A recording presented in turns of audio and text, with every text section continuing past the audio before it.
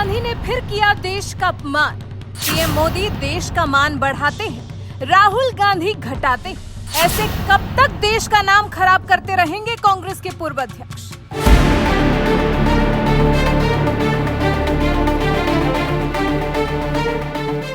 कांग्रेस के पूर्व अध्यक्ष और फिलहाल वायनाड से कांग्रेस सांसद राहुल गांधी न जाने ये बात कब समझेंगे कि ये देश उनका भी है। इसी देश में उनके पिता और उनकी दादी प्रधानमंत्री हुआ करते थे। या तो वो इस बात की गंभीरता को समझते नहीं है या फिर इस देश को ही अपना नहीं मानते। तभी तो जब मौका मिलता है तब देश पर सवालिया निशान उठा देते हैं, देश का मान मिट्टी में मिला देते हैं। जैसे अभी राहुल गांधी ब्रिटेन के दौरे पर है, जहां थिंक टैंक ब्रिज इंडिया की तरफ से आयोजित आइडियाज फॉर इंडिया सम्मेलन को संबोधित कर रहे थे। लेकिन इस सम्मेलन में वो कुछ ऐसा बोल गए कि फिर एक बार उनके भारतवासी होने पर शक होने लगा है। फिर एक बार मन में सवाल उठने लगा है कि इस देश को वो अपना मानते भी हैं या नहीं।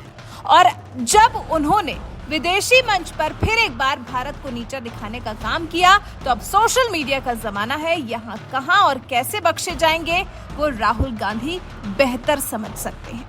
दरअसल राहुल गांधी ने वार्ता सत्र के दौरान भारत को संवैधानिक देश मानने से ही इनकार कर दिया।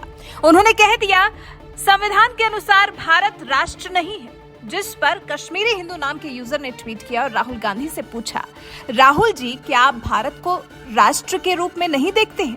कहीं आप इटली का संविधान तो नहीं देख रहे हैं? देख लीजिए भारत का प्रियम्बल। लेखक विक्रांत सानू ने लिखा, ये पूरी तरह से झूठ है।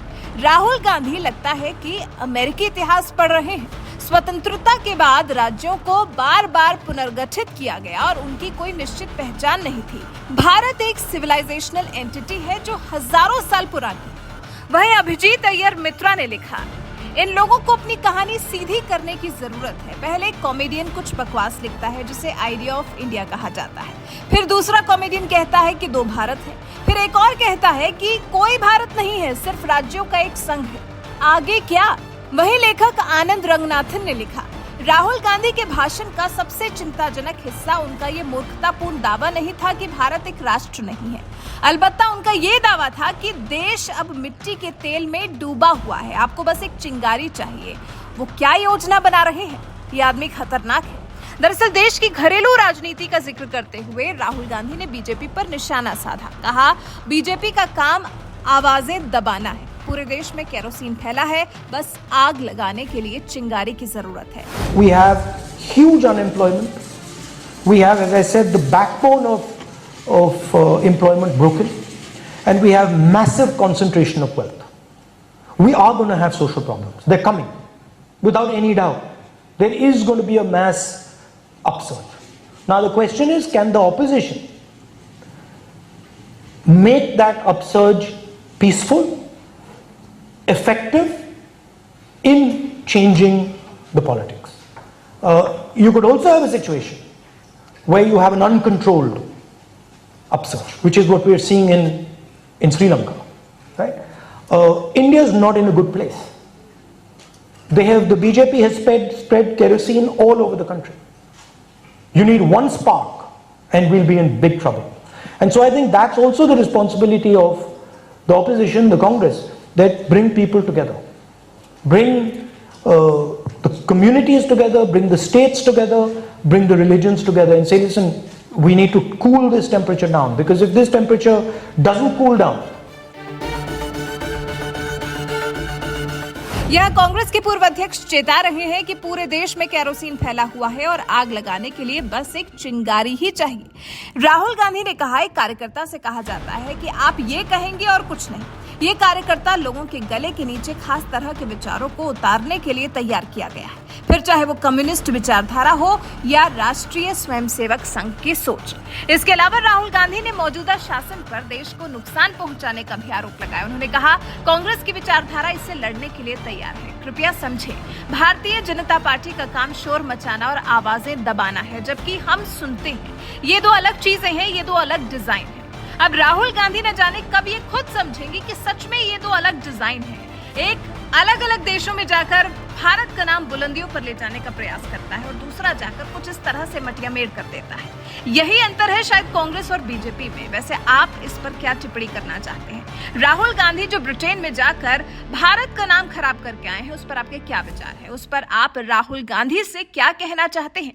कमेंट कर हमें जरूर बताएं। If you see what China has done in manufacturing, it is essentially they have taken their traditional networks and they have financed and supported them.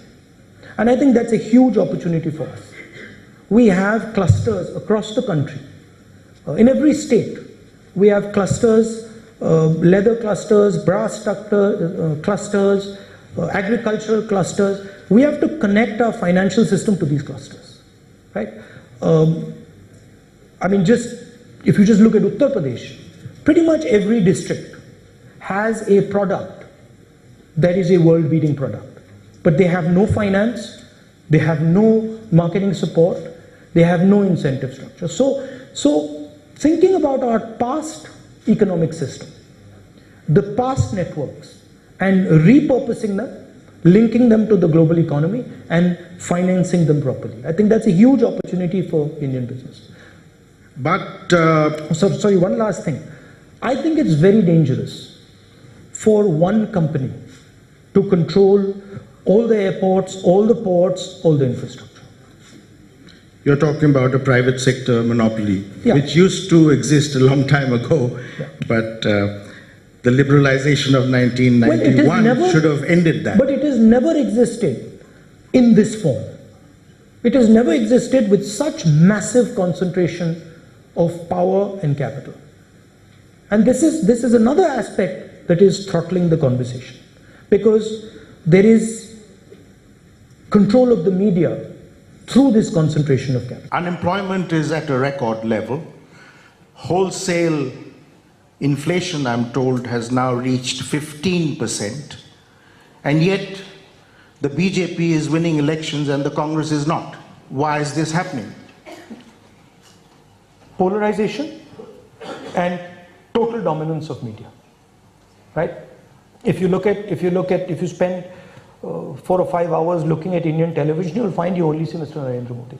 You certainly won't see my friend Yachuri ji on television. In fact, I don't think you've ever been on television. I mean, not to be mean, I'd love to see you on television, but I don't think they would like to give that perspective, you know. But turning to... Also there's another thing which one has to accept, which is that the RSS has built a structure that has penetrated into the large mass, right? And the opposition parties and the Congress need to build such a structure, and we need to go much more aggressively to the large mass of people, the 60-70% of people who don't vote for the BJP.